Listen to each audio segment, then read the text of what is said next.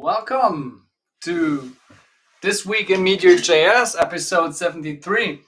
This time, I'm your host because Alim is not with us today, but we prepared some great stuff for you this time. Big news and then big talk about Galaxy, which got even bigger. And today with me is... As always, hello everybody, my name is Dvorak, aka Storyteller CZ, coming to you live from Prague. And we've got a guest from the Meteor software team with us today as well.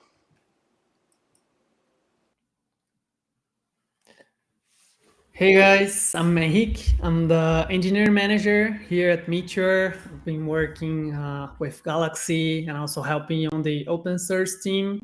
And yeah, I will be talking about Galaxy and its expansion. All right. Yes. Enrique is going to be joining us for later. But Jan, what do we have first for the news? So, first of all, we have a big block of news, and the very first of the news is this time concerning everyone in the open source realm. And it's not that clear to say, but first, Jan, can you please open the slides? Because we always have our slides. Correct. So, the Linux Foundation has released a comprehensive guide to help open source developers navigate the complex landscape of US Office of Foreign Assets Control sanctions. What does that mean?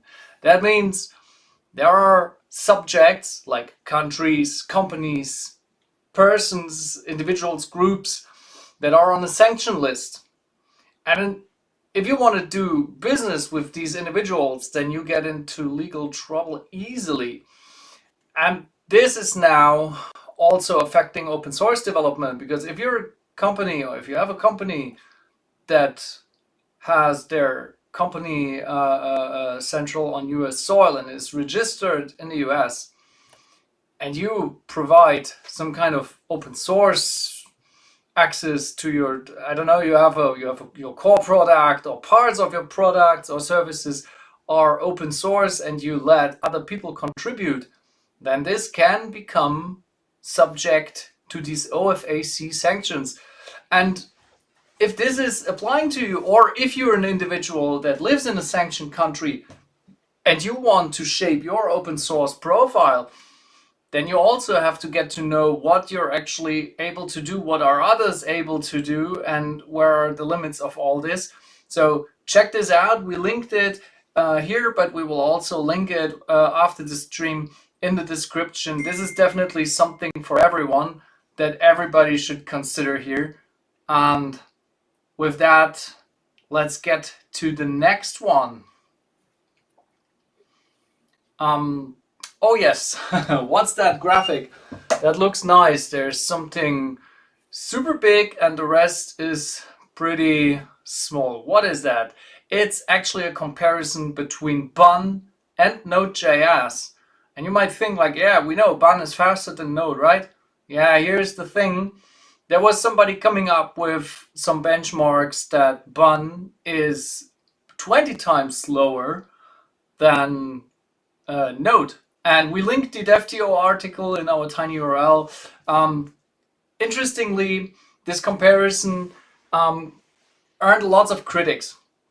So I went through the article and it was about everyone saying, yeah, your performance metrics are fault, or how can you compare all these, and it's not neutral.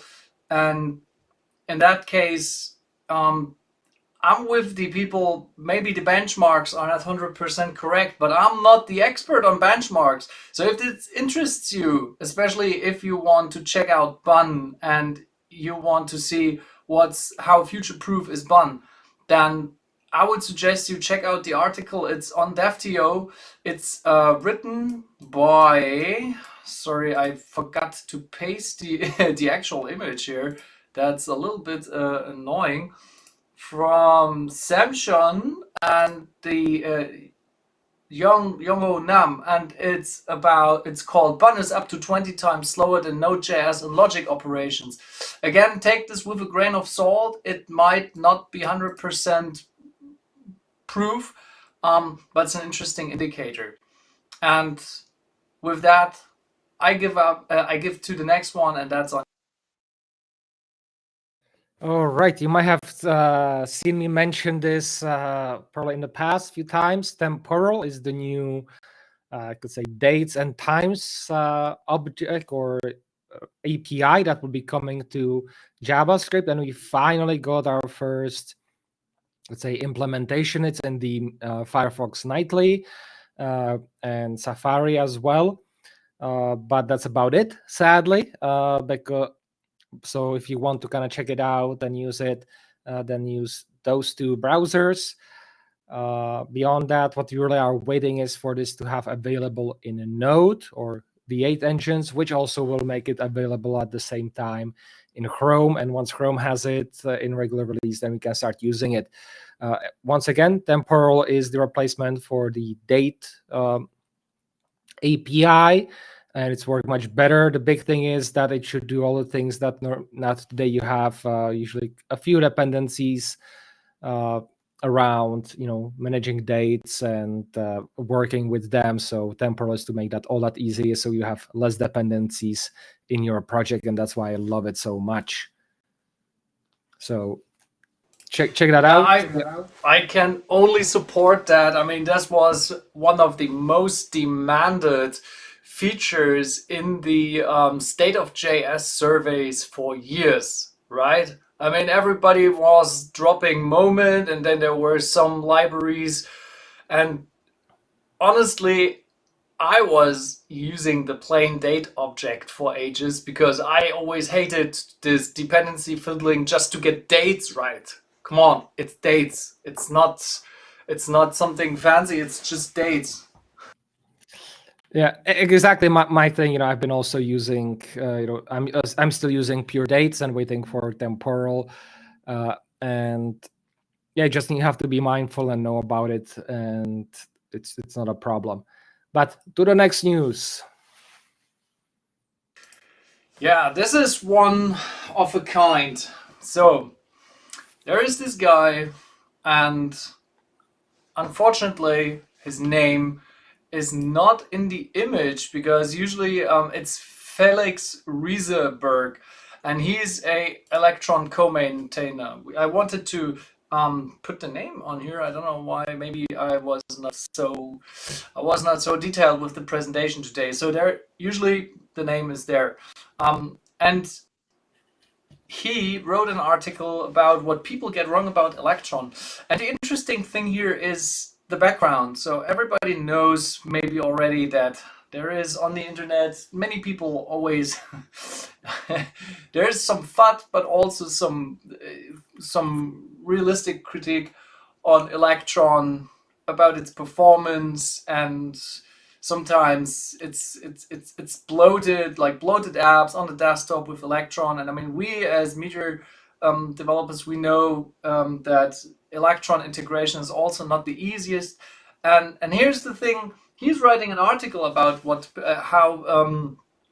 people get wrong about Electron, and why I think everybody should read this article is because he is actually defending his product in a very positive way, in a very positivistic way, that we should all read as a community and think about how it's written and what we as Meteor community can learn from that.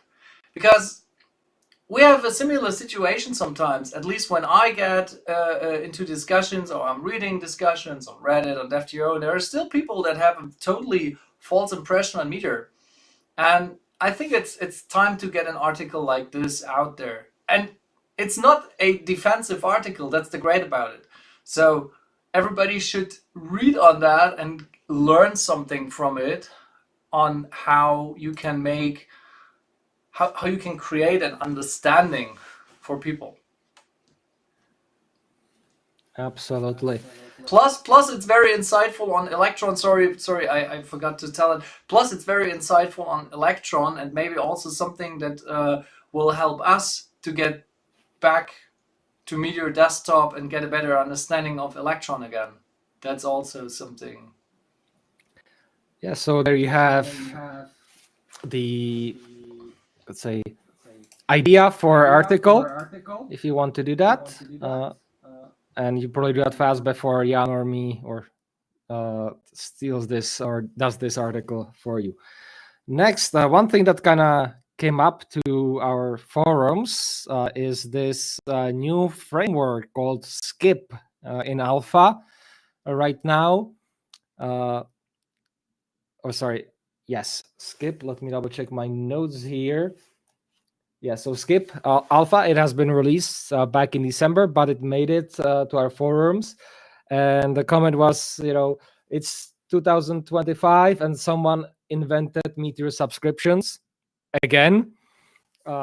So it's supposed to be, again, a framework for real-time application, reactive, all that stuff. Pretty much many things that Meteor does. But it's interesting how the Meteor, could say, ideas are still popping out, and this kind of shows again that we have more and more framework that either people don't know about Meteor or that still the problems have not been solved to people's satisfaction. And in the future, I hope to take this for a ride and see what we can get inspired and how to improve Meteor. That might be maybe another question maybe for our guests, but definitely check it out to see. And while doing that, don't forget to give us a like down here so that we know that you're watching, that you are here. It also helps in the algorithms. And for example, I'll give you my trick on YouTube. I like or dislike videos just to make sure to kind of put them in so that I have like a mark for future to see if I have watched the video or not. So sorry, Jan, before we go into the Meteor news, so I'm a little bit sorry. Can you please go once more back to the Electron article? So there's one thing I totally forgot, and it's because I had a very crazy week and was doing the presentation last minute. I forgot some things to compile. The more interesting thing that resulted from this article is actually there is a documentation page. I also pasted it in the chat, and Jan, maybe you can quickly open it, and I can send you. And this is something that I would like to see also in the Meteor documentation and somewhere in the docs, and that is simply on the Electron docs. There is this page called Why Electron? And this is just like a simple documentation page that helps you to understand not only what it is, but also why to choose it, when to choose it, and in which circumstances you're about to make this decision. And this is really important nowadays. There is this, everywhere there's this framework fatigue. You have thousands of frameworks. You just showed us yet another framework, but there's hardly an argument for why I should choose it over another, or why should I not choose it over another. And that's because this kind of context is often missing, and this is why I think this is very awesome. It gives you the insight from, if you scroll down, it's more of a text. It's not really about like how it's done, but it's about the why. And this is what people struggle with often, especially beginners. Why should I choose this framework and not this? Everybody is telling me I have to choose this and that, but why should I choose this one exactly? So this is something we should definitely think about for Meteor, in my opinion. I would love to see that on the Meteor docs, having a single page dedicated why Meteor in a positive way. Like, why should I choose Meteor? What's the use case for choosing Meteor? And yeah, and if you want to do a simple blog, then maybe it's overkill. But apart from that, if you do want to do a great web app, then this is great because ABC, XYZ. And we should take this as a little blueprint or like as a little inspiration. Sounds good. And let me switch back to our presentation. Once again, and we are moving off to the final part of the news, which is Meteor News, which is sponsored by Liter Universe. Liter Universe is all-in-one creative writing and publishing platform. Will be going into full release in the next few months. If you want to go in onto the action, you can use promo code MeteorJS to get 1 month of any subscription for free. And jumping straight into it, Meteor 3.1.2 is out. So that's now publicly available. It's not a recommended release. From what we heard, it's available, or it will be recommended probably sometime next week. But for right now, it fixes quite a few bugs, and but beyond that, and has of course the latest Node.js version. And it has a new updated view skeleton. If you've noticed on some of our videos, but also in the forums, there were some comments that the view integration has some issues, and the Vite integration, and there are some errors, and it's not building correct, and which package should I use? There is this Meteor package, there is this NPM package, which is exactly the right version. This is fixed in the skeleton. You just use Meteor create -- release is 312 -- view. Project is created and it's working. Yes, and that said, Meteor 3.2 development has really kicked off as well.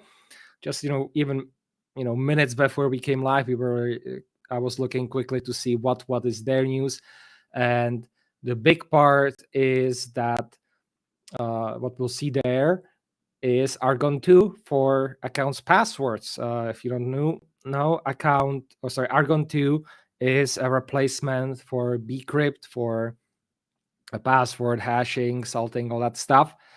It's improved for security, as you can probably imagine. Replacing bcrypt and all that stuff, especially in live application, it's not an easy task. So we'll have more on that in the future.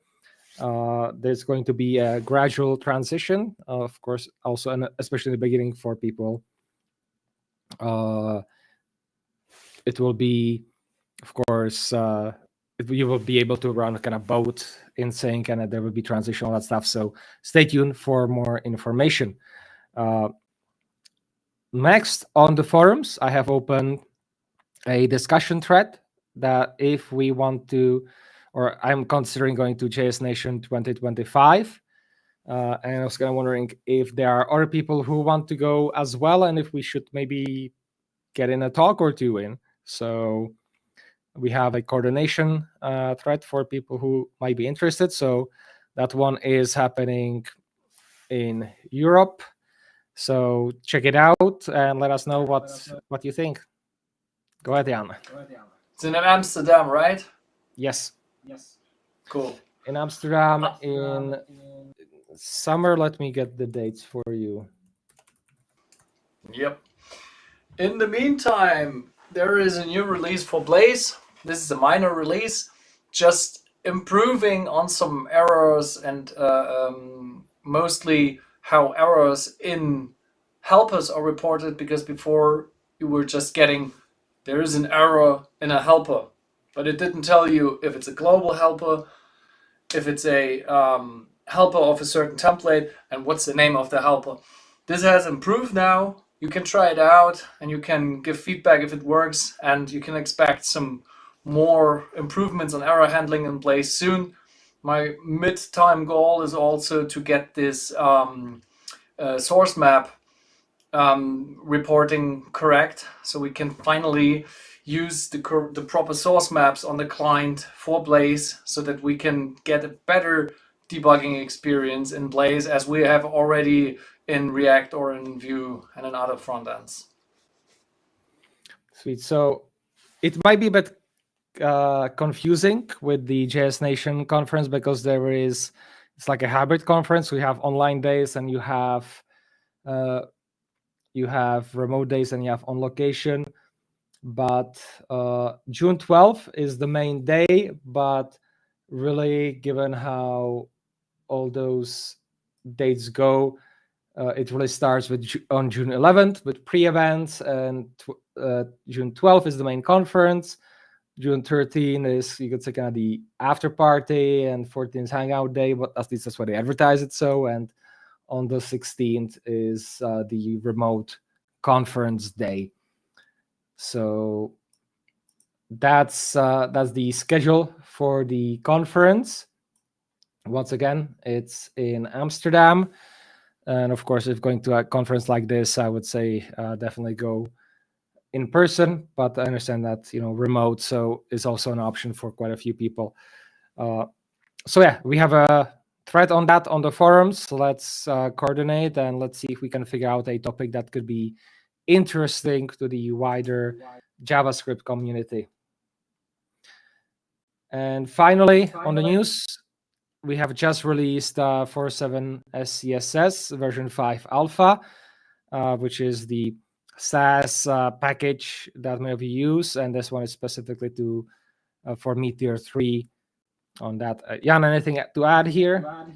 Yes, I would like to mention that this release has been made possible due to an external collaborator, and this is open source in its core. So please be aware, we're not the only ones maintaining these things. So let's give credit to him. And I wrote down a name, and now after our our hiccup with the tool today, we got the issue that I had to close my browser session for once. It is opened by Illusion Field, and the name is Hoffi from Budapest. So thank you for that contribution, really great.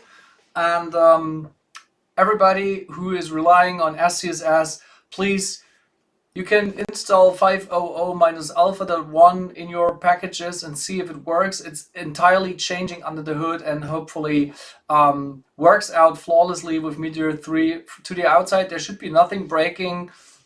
Check out the PR, leave some hearts, leave some stars, and if you want to contribute, just reach out to us. We love to see any contribution on the community packages all the time. All right, and the final piece of the news relates to Meteor Impact. There are some updates. The date is set for September 25th. That's Thursday in most time zones. It will be 12 hours long, and which will end, with really pretty much 12 sessions, probably a bit more because some of them will be just half an hour. So start getting ready with your showcases, talks, all that stuff. Call for speakers is going to go out very soon, definitely by the end of this month. The same thing for sponsors as well, so stay tuned for more information. We have a forum thread for that as well, which we talked about last week. And with that, please help us out. Subscribe to this channel. That will get us closer to our goals and hopefully reaching for some ad revenue and being able to afford more things for this stream. And as we go, we are getting into the Understanding Meteor section, which is sponsored by Meteor Software. If you go to Galaxy, you can use the dispatches-60 code to get $60 off on Galaxy, which if you try it out will be for about like a month or two, depending on how much you are using. And without further ado, let's welcome Henrique. Welcome back.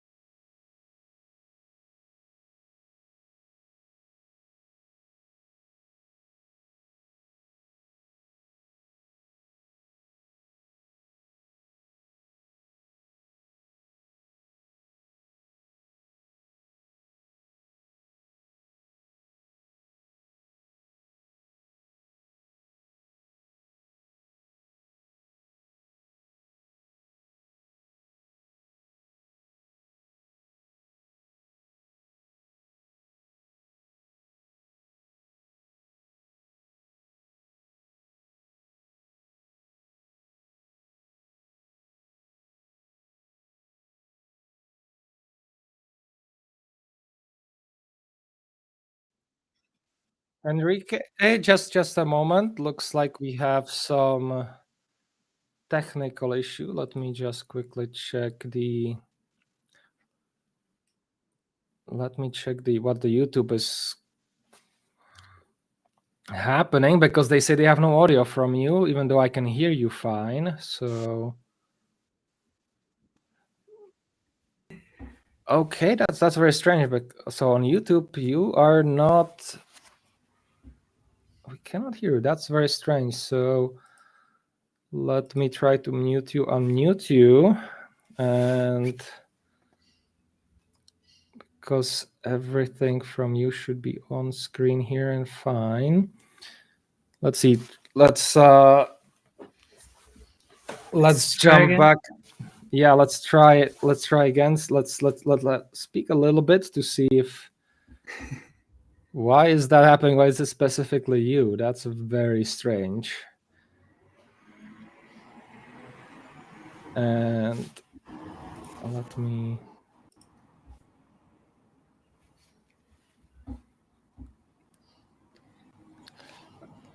Okay. Go to Galaxy, or sorry, to Atmosphere there, and tell us a little bit more about it, or show us around. And I'll quickly check here in the YouTube, and if not, I'll just add and remove you and see if the classical turning it on and off will work. Yeah, sure. Let's try. Say something. He can. I think it's working. Okay, so Gab said that it's working. I think I can go ahead then, right? Yep. Yeah, nice. So just saying what Galaxy is, it's basically you can host your Meteor apps and also now MongoDB databases. And I'm showing you right now the old Galaxy. So you can like preview your app here. So you can have like connections, CPU and memory. You can also scale manually your containers and also set triggers to auto scale your containers based on some metrics like CPU or memory or connections or whatever the rule you want. And you also have logs for your app, and also you have versions of your app which you can roll back to previous version. And like let's say that you have an incident, and then you can like roll back to a previous version, so everything is fixed. And you can also deploy your apps. Saying about deploying, you can use the command line, which is Meteor deploy, and the host name. This is from our docs, and you can deploy using the CLI. So it's going to build your app inside your computer, and then it's going to push it into Galaxy. Or you can choose the push to deploy feature, which you connect your repository on GitHub, and then when you make change, like when you commit something into main branch, let's say, a new version will be deployed by our servers. And now I'm going to show a little bit about the new Galaxy. We started building that last year. There are some things that needs to be migrated, but we are almost there. And I'm just going to show you the push deploy feature. You just click here, create new, deploy app, or you can also create a new database. So you can choose like which version you want, the accounts and the type and whatever settings that you need. And then you can request the database to our DevOps team, which will create like very fast for you and make sure that everything works. And if you need help with migration, we can help you out as well. So getting back to the push deploy, now you can choose between Meteor apps, Node apps, and Python apps. So this is a new enhancement that we made. You can now, like every app you can create like using MeteorJS, which is an amazing framework. But sometimes you need like a job running something else, like in Express, for instance. Or do you have like a Python web server using Django or something else? So now you are able to do that inside Galaxy. And in order to support everything, we just create a new infrastructure to like replace our decade-old infrastructure. So it's been like 10 years from Galaxy, and now we achieve like 10 times faster build times, improve the scalability, better performance, and better monitoring.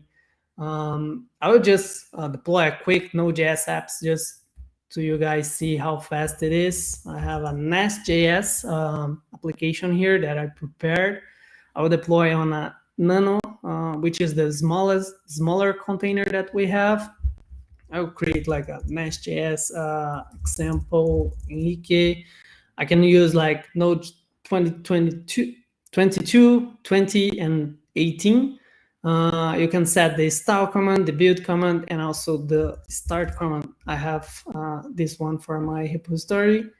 And then you simply click on deploy, and it's going to deploy your app. And then you can see that it's creating, and then you can check the logs, the status for it. So it's already like building. It already cloned the repository, and it's already running npm install inside your container. I will talk more about other things while we have the deployment going here. So you can also switch plans, and you can also change your push to deploy configurations. You have the settings here, which you can add new domains, root domains as well, like Meteor.com. You can also delete and stop your app. You have the versions as well. You also have the containers view here. It's already building. That's why you don't see it. And you have basically almost the same functionality that Meteor has. Meteor apps also has like multi-APM, so you can like understand a little bit more under the hood your application, like publications and other things. And for Node.js apps and Python, we don't have that yet. So yeah, it's already built. It's now finishing the deployment, and we should see the logs here real quick. What else? For Python apps, we don't support yet AI, but you can deploy web servers. That's our mainly goal right now. But if we have like lots of feedback and customers asking for it, we can always enable that and support that in the future. And for the 2025 roadmap, we have coming soon Postgres support, Ruby and Golang, because other people ask for it. And then we have some performance optimizations and Galaxy 2 UI and UX improvements to make it easier and faster. Let's wait a little bit more. It's still deploying. I think it's setting up the SSL. And yeah, it also has like SSL automatically, so you don't have to worry about it. And that's basically it. I'm going to show. Go ahead. Yeah. Yeah. So this kind of like makes me wondering, with all these new additions, are there like also any plans to say interconnect all of these different plans? We had some discussions, I think, on GitHub and on the forums and elsewhere. Are there like any plans to have connectors? So, for example, I can have landing pages in Next, and I have some sort of like an npm package that will allow me to log in people on my landing pages into their Meteor accounts from my main Meteor application.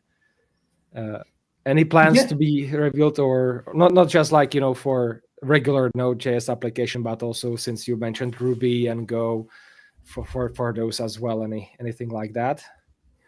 Yeah, I think we didn't thought about it, but it's already possible with some packages from the community. So you can connect to like from Next.js to a Meteor application. I know that we have for React Native as well.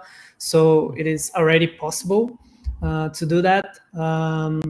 but yeah, we can like expand based on customer needs. And if you guys like need that and want that, we can always build things and make sure that everything it's easier than before. That's our plans. I'll just open the one here from Nest.js here. This one. You can like ask more questions if you want as well. Jan Küster, anything from you, or let me check the chat to see if we have any questions on that.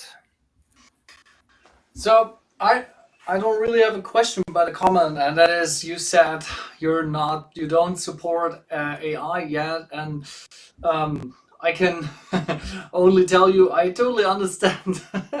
We're trying to get a decent infrastructure for hosting custom models in our university, and it's really complicated to get this whole resource virtualization done properly, especially once GPU come into play, because you have this bottleneck in GPUs, that you have this sequential processing, and then you can only do like batch jobs, or I think there is a very expensive offer on proper GPU virtualization from NVIDIA. And if you offer this, you will basically get no one to do it, to buy, because it's so super expensive. And so I totally understand that this may take time, but I'm really curious if you will find a solution to that issue. I mean, that would be like a super competitive advantage on the market if you can allow with a fair price to have people to host their models. But yeah, Yeah. I agree with you. It's very hard to. I think it's has some echo. Sorry, that's mine. Yeah, nice. Thank you. Yeah, I think like it's a little bit hard to maintain that, and also it's expensive. We are trying to figure out how things works for AI. We are finishing some things for like Python, Node, Golang, Ruby, to make sure that everything is very stable, and then we can move to AI world. I think it has a lot of potential, and we can definitely be one of the players that will support that in the future. And yeah, I think like what our customers ask for it, we can do. We can figure out how to do it, and I think we have an amazing team here that like we built that new infrastructure from scratch. So it was like a very challenging thing to do, and it's way faster than like before. So it's great, you know. So yeah, the app just finished here just to show you. It's hi there from another world. So this is That's my from the Python world, or from where is it? This is from Nest.js application. Okay. And so do I get it right that I could also, in theory, I could also have a plain Node app being deployed, so it doesn't necessarily need to be Nest.js, but it could be, but I could also write my own, I don't know, just some very thin Express microservice, and then have some HTTP serving, and that's. Yeah, exactly. You can create anything like Express, Fastify, Nest.js, Adonis, or whatever the framework you want from Node.js world. And you can even deploy Next.js applications as well. Of course, you need to use the Node server. It's not using like serverless, but like anything that's like a long living Node.js application, and also for Python. So I tested like Fast API, Django, and basically anything that you can put like install command, build command, and I start command. So actually, we can support basically any language. We are just expanding slowly to understand the client needs, but we support basically anything that you can put inside a Docker container. So yeah, it works great. Any specific instruction when using like a node application? Does it have to have in the npm the script or build command, or how does that work? Yeah, you can actually have everything inside your package JSON as a script. So you can simply relate to that. So it's like npm run start, and then you can link this script into a sh command, for instance, that you can have like multiple steps there. You can run your tests before starting the app. Or like for Adonis.js, they are a little bit more complicated to deploy than a simple Node.js app. You need to run like Adonis build and then go inside the folder and then run from it. Like you need to install npm dependencies again. It's a little bit of a hassle, but you can also do that there. The plan is to have like some templates that you can pick on. Like for instance, for Adonis.js, you can just pick the template and it will automatically detect everything for you. So it will be easier in the future. So that's the main goal, to make things easier and faster than before. And also cheaper. That's a good one. Yeah. Yeah, I have one more question. And where can people find information if they get stuck on anything? Yeah, sure. We also have our documentation, where you can click here on help and support. You can have like the guide here, which will redirect for our support page. It has for MongoDB and also for Node.js. You can just type Node here, and it will teach you how to deploy every step here. So it has a very good documentation, but also you can reach out to our support team, where you can click here again and chat support, and then you can talk with someone. Right now, Davi is on call. He can help you with anything related to MeteorJS, MongoDB, or Node or Python app. And every week is another person. Like we have Aquino and Thiago from the DevOps team that will help you. And if you need anything related to developer things, I can also jump in and help you there. So it depends on your needs. We can pick someone that is more experienced with that. Like we can call like Nacho or Gabriel from the open source team to help you with MeteorJS issues. So it's a very good option that we have. We enable that. I think it's been 6 months ago, this chat, and it's like it's improved a lot, the support for everyone at Galaxy.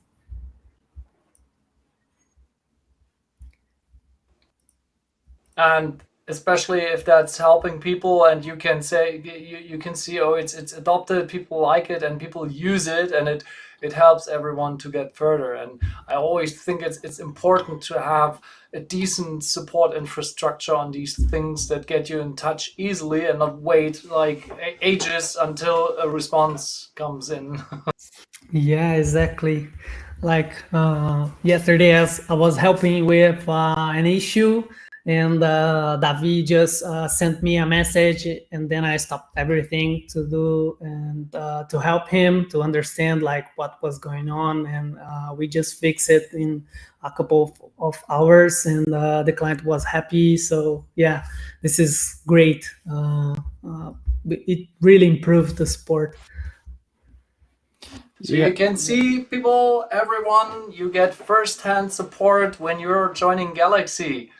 And I have checked the chat. There is currently no one anymore asking any questions. If you have any questions, don't hesitate to ask, because we're live for a few more minutes. Then our live stream will unfortunately go off for today. But next week we will have unlimited streaming time again when Alim is back.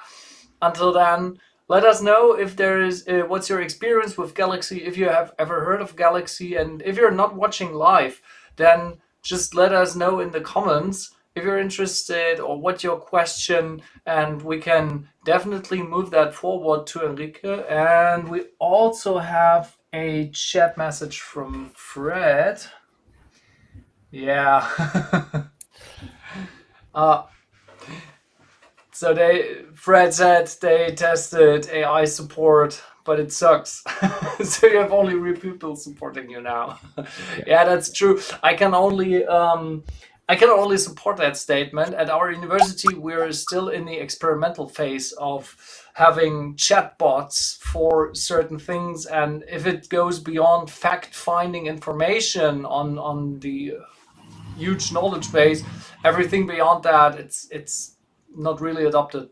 It's people want to have real people to talk with on problems, either digging through sources and reading up things, or talking to real people. That's at least what we found for now.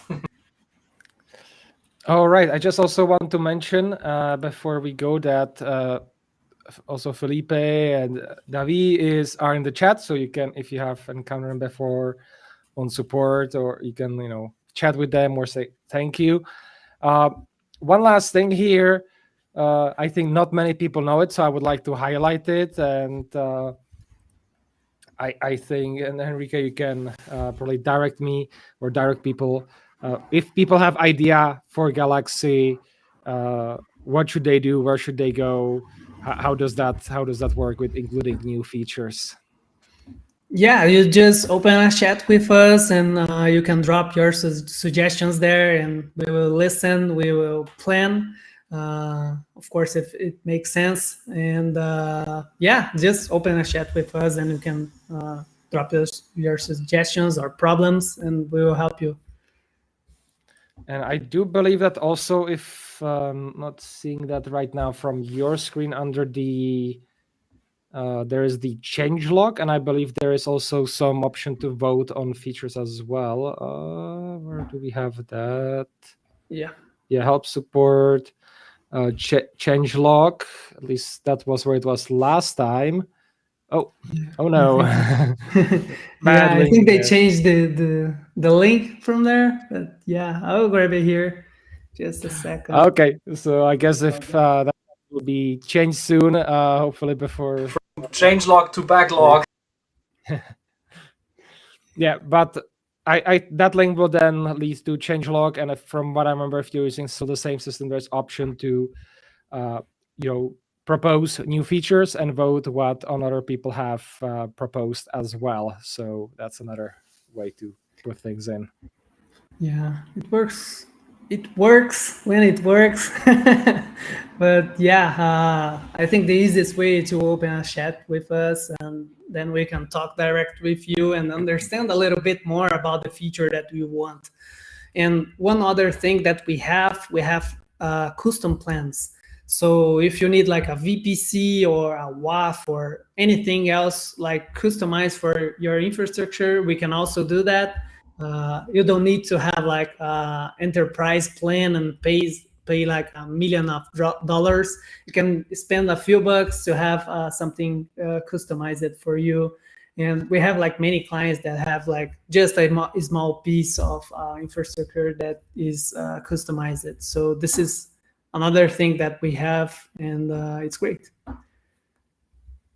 Okay, so let's wrap up for today. We did a lot of news, but we also showed you that Galaxy got so much bigger, and let's see what's your experience with that. Let us know, leave a comment or engage in the forums, or as already pointed out, you can also use the internal chat to get directly in contact with the team. And yeah, thank you for that, and I'm really excited that it's also now featuring Python, it's featuring Node. We can see that this is not only growing, but this is becoming a serious player in the field of these whole hosting services, and we're really excited to see how that journey continues, especially because it is always, so people who don't know about this, Galaxy is the commercial service of Meteor Software, the company that is also financing and contributing to MeteorJS as a core. So this is also the, how to say, the fuel of the framework, basically, because of course open source development is one thing, but developers also need to get paid. And with that, I would say, I don't know how to say it in English. I know how to say it in German, but in English I would say, I wish you a continuing success with the Galaxy enterprise for the future. And Jan, do you have anything to add or for this episode? Because then we would wrap up and say goodbye. Just that just Enrique sent me the changelog, or specifically there's also like so you can see the changelog, and then there's also feedback, which if you sign in you can add, and you can see some feedback suggestions from me as well, so we can have discussions and vote on what people want to. Oh, sorry, I forgot to share my screen. So let's get this back here. So this is the feedback side. So all the options or people that want are there. And of course, you can see the big changelog. Normally this will come through email, but it's also sometimes good to have this so I can check it out.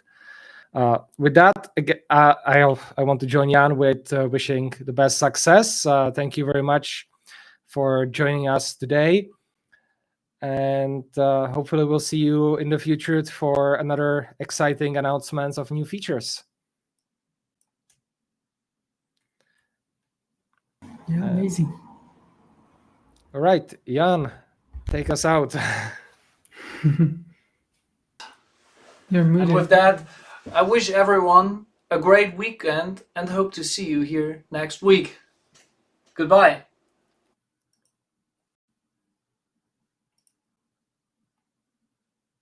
Okay, let's end the stream if I can figure it out. And stream.